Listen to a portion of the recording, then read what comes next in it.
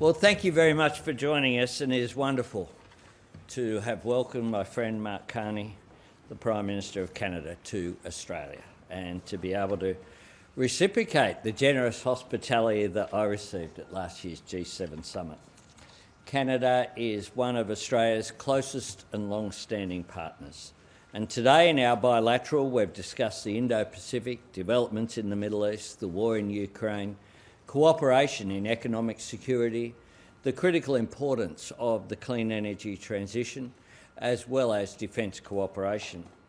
With the international system under increasing pressure, we want to work together and with our partners to uphold and defend peace, security and prosperity. Today we can announce that we've agreed to deepen our relationship across several areas. Building on our joint declaration of intent on critical minerals that we signed last year, we have agreed to increase collaboration on critical minerals through a range of measures. Pursuing common positions on key critical minerals issues, increasing alignment between Australia's critical minerals strategic reserve and Canada's defence stockpiling regime, working together to shape emerging markets, as well as Australia joining Canada's G7 Critical Minerals Production Alliance. We're advancing our shared economic security through new annual economic ministers' meetings, new formal talks between our industry ministers, a new clean energy partnership, and a commitment by ministers to advance cooperation through Australian and Canadian AI safety institutes. We will strengthen our defence and security cooperation through a new biannual Defence Ministers meeting, continuing our collaboration on the development of Arctic over-the-horizon radar system, Australia's largest ever defence export. We're expanding our institutional connections through a joint declaration of intent between our National Emergency Management Agency and the Public Safety Canada organisation to boost what has been a long-standing cooperation over many years, and a new annual emergency ministers meeting as well. In addition to that, the reinvigoration of the Canada-Australia Public Policy Initiative, development with the Canada-Australia Polar Science Partnership, and greater cooperation between the Canadian Space Agency and the Australian Space Agency on Canada's wildfire SAT mission. Mr Prime Minister, all Australians are forever grateful for the brave contribution that Canadian firefighters have made each year. But in particular, some of our darkest moments were the Black Summer of 2019-2020. As long-standing partners and friends, we have so much to build on our relationship. And as middle powers in what is a complex world, we recognise that we can work together and with all partners to shape it for the better. So I thank you and Mrs Fox Carney as well as your delegation for your visit here to Australia. I look forward to the further dialogue that we'll have this afternoon. Myself and Jodie look forward to hosting you this evening for dinner, and Toto will be there as well, our little dog, so I hope that's okay. Okay. She will hunt down who the weakest is in your pack to beg for food. I assure you she is not starving. We have a great relationship. It's been made even stronger by your presence here. Thank you. And I'd welcome some remarks. Thank you very much. Well, I too am not starving after even 48 hours in Australia. And Prime Minister, I want to thank you, Jodie, thank your colleagues for your graciousness in hosting myself and my colleagues here. You have more than reciprocated for the hospitality we extended as part of the G7, and to repay the debt, our door is always open to you and anyone from Australia to visit Canada. I'll remind on June the 13th, the Socceroos are playing in Vancouver, so I'll be there. Welcome you off the plane for having seen them in action in the fall. A great victory at that point. In seriousness, it was a deep honour to address the Australian Parliament, and thank you very much for extending that. Le Canada et l'Australie Canada and Australia are close partners.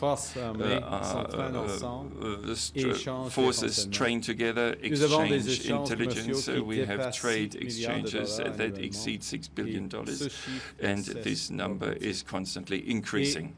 And we are parliamentary democracies with federal structures. Things in common, as I said, a common heritage, but what distinguishes our partnership, our friendship, is how we have built on those foundations. And now, in a more uncertain, more divided world, Canada and Australia are middle powers charting our own course with confidence, ambition, and partnership. We're doing that together because we've grown up together. And with an ocean between us, we may not see each other quite as much as we'd like, but whenever we do, like family, it feels like no time has passed. In times of need, we've looked out for each other in the exchange of firefighters, also, as I said, in the chamber, on the battlefield. It's on these foundations we're building. Canada is building partnerships abroad. In the past just under 1 year, we've signed 20 new economic and security partnerships across 4 continents. But in that mission, all those partnerships are not created equal. We turn to our most trusted allies, Australia first and foremost amongst them, those who share our values of democracy, freedom, and sovereignty. In my very first week as Prime Minister, we spoke, we announced our partnership on the world-leading over-the-horizon radar system developed by Australia that will detect, deter, and defend threats in Canada's Arctic. Since then, our governments have worked on several key initiatives. As the Prime Minister just referenced, Australia helped launch the G7 Critical Minerals Alliance, a group we're reinforcing today. In November, we launched a trilateral partnership with India on AI and innovation, a partnership we accelerated this past week in India. So whether it's in trade, security, critical minerals, getting Vegemite back on the shelves, Canada. Very important. Very important. That's probably the biggest legacy the past year. Canada and Australia are getting big things done together. And now, here in Canberra, for the first bilateral visit by a Canadian Prime Minister to Australia in nearly 2 decades, elevating our partnership across energy, critical minerals, defense, AI, and also in investment. We know that middle powers must work together to build up our sovereignty in these key strategic sectors. We're also building our defense capabilities across the next generation of drones, surveillance aircraft, cyber, AI. We're developing sovereign AI capabilities so we're not caught between the hyperscalers and the hegemons. And in a world where access to capital is increasingly weaponized, we're leveraging our pension funds and our supers to be a force multiplier. Yesterday, when I was in Sydney, I had the opportunity to meet with some of Australia's largest institutional investors, including the IFM, who announced their intention to invest up to $10 billion in Canada. 2 sovereign nations, 2 proud democracies.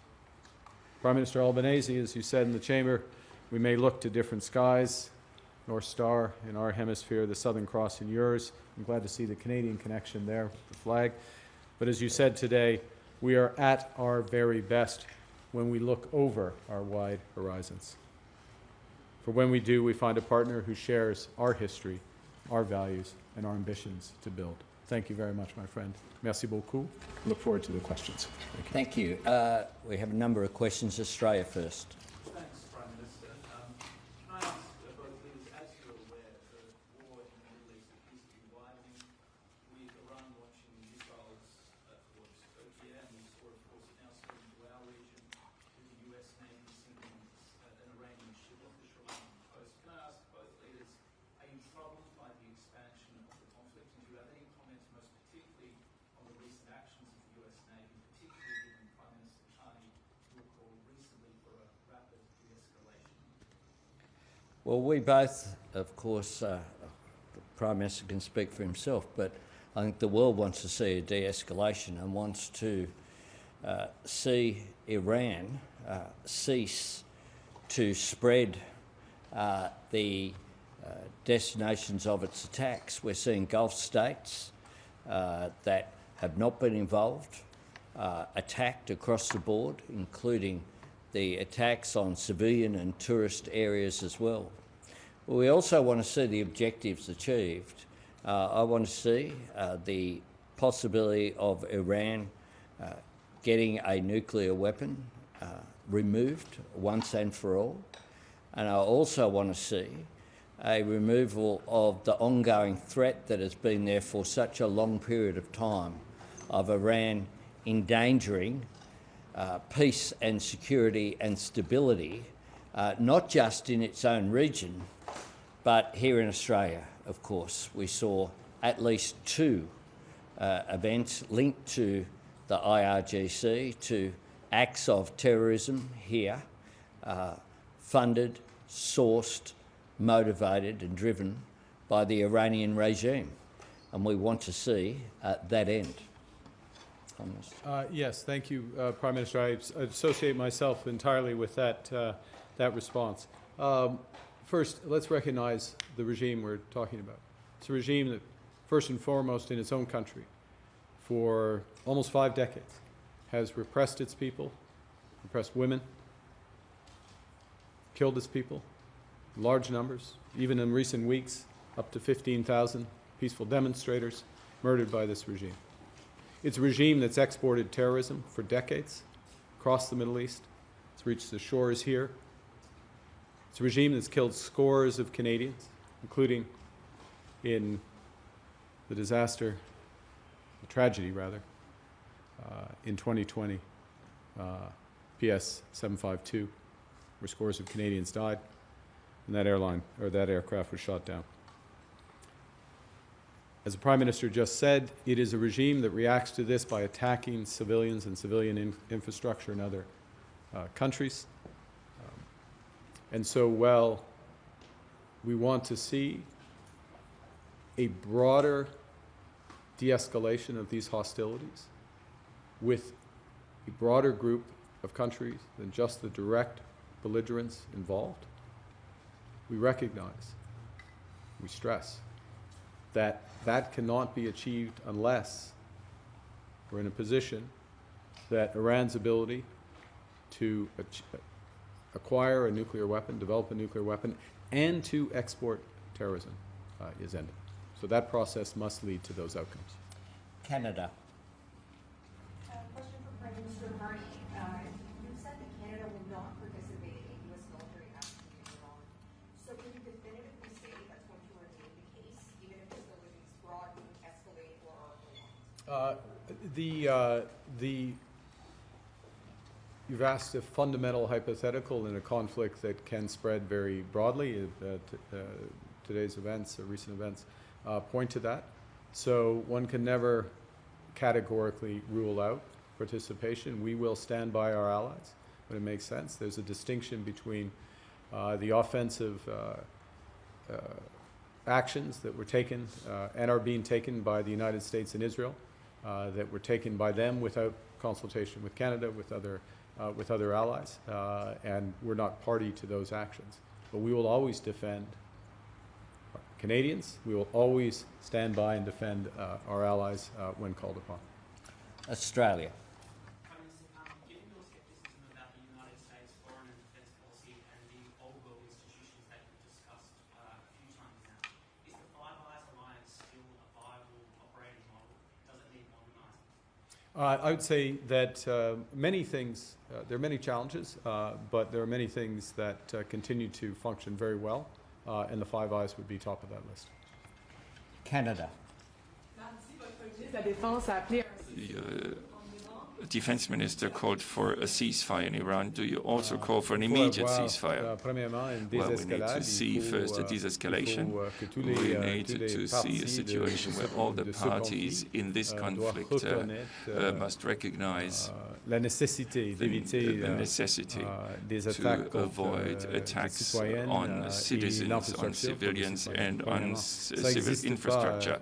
That is not given at this stage. So we need to see a process to achieve that aim. Yes, ceasefire is an objective. Yes, we aspire to it, but that's not the time.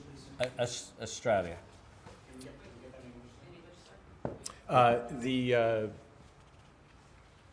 Before there can be a ceasefire, there needs to be a de-escalation of hostilities. Right now, we have a spreading of hostilities. We recognize that. And before we get there, there needs to be the ending of targeting civilian infrastructure. Those are necessary conditions before a ceasefire can exist. Thank you. Australia. Prime Minister Carney, you spoke a lot about trust in your speech. Given the actions of America, particularly on tariffs recently, do you trust Donald Trump, and can Australia trust Donald Trump? And Prime Minister Albanese, when it comes to your campaign on a future made in Australia, how does today's critical minerals deal cooperate and interact with that plan to be Australia first in the process? Yeah, thank you. Well, certainly, the facts are we're in a position where Canada has a comprehensive free trade agreement with the United States. There's certain protocols under that agreement. If temporary tariffs or other tariffs are put in place, those have not been followed. So that agreement effectively has been broken in the short term by U.S. actions. That's a fact that would be acknowledged, I think, by all sides. Maybe slightly more diplomatic terms would be used, but that's the reality. That puts us in a position where we need to build on what we have in order to reestablish that trust commercially. What we have and what we have to build on is considerable. It is the case, beneath the headlines and the noise, if you will, more than 85% of our trade is tariff-free. Our actual average tariff rate is less than 5% with the United States. There are issues in certain sectors, and we want to address them. We are engaging with the United States as part of what they call the USMCA process, we call CUSMA, for that review, and it's that process that is the process to reestablish the trust, if you will, the viable agreement that individuals, companies, investors, and others can look to with confidence. So yes, we need to do that, but there's a process to do that, and we're committed to do that if the United States is. Thank you. Yeah, our critical minerals deal that we've upgraded today is perfectly consistent with our Future Made in Australia agenda. Both of us, when we had our ministerial discussion, spoke about the need for economic resilience. Now, that has a number of aspects. Our trading relationships, and both of us are seeking to diversify those trading relationships and make sure that we're not vulnerable to a shock of any one particular nation and a breakdown in those relationships. But secondly as well, part of economic resilience is making sure that as two great suppliers of critical minerals, and the Prime Minister outlined in his speech to Parliament just how that combination in some of the critical minerals such as lithium represent a large percentage of the world's production. If we work together, then what that does is obviously have an impact not just on supply but also on price, but also on value adding in our respective countries as well. That is one of the ways that you avoid economic dependency, where you build that national economic resilience. And the combination of us working together on this just makes both of the strategies that we have stronger. So, for example, our critical minerals strategic reserve, working with Canada's defence stockpiling regime, is a strength for both of those structures that have been put in place if we're actually talking to each other and working together, and that's what we aim to do. And Canada. Hi, Prime Minister. Hi. And I will be asking a follow-up as well. Okay. You're calling for de-escalation of hostilities in Iran. Your comments at the Institute last night acknowledged there was some predictability that this conflict would be widening besides the initial strike. Yep. So, if that was your logic from the outset, why in your first statement did you not call for any kind of de-escalation? Because it was the very beginning. We made a statement, Australia made a statement within hours of the beginning of the hostilities. And the objectives of the hostilities, as we understood it, could not have been achieved in that period. En français, So, on ne peut pas juste avant, en même temps so you que le cannot at the same time as the action is starting, you cannot stop this action either immediately. And that's consistent and logical, isn't it? No, c'était... Did you speak too quickly, or should you have taken your time? No, it was essential for us to highlight the nature of a threat, of the grave threat that emanates from Iran in terms of our efforts to prevent nuclear weapons and export of extremism and terrorism. But your European allies called for de-escalation immediately, didn't they? Why didn't you? Because we are sovereign. We make our own decisions. How can you say you initially, I understand your first statement, you said it was made in hours, but you also said there was some predictability, you knew this was going to widen. How can you have it both ways? And in hindsight, should you call for de-escalation in that first statement? No. In hindsight, to that point, in my judgment. Secondly, in terms of war, there are likelihoods, there are possibilities. You have to plan for the worst, but there are no certainties in conflict. And so now that the conflict has moved on, now that the conflict is involving a much wider group, but even if, I don't want to say even if, but moving into the Gulf, moving into civilian infrastructure, we're saying a few things. One, it is not solely the decision of the principal belligerents to move to the de-escalation. Should recognize that the members of the Gulf Cooperation Council are showing tremendous restraint at the moment. They're solely acting in a defensive manner. That's true from a range of others. It's true from a number of our allies as well. And so bringing those partners into these discussions. Look, it is a very volatile, it's extremely complex situation. It's getting more complex as time goes on.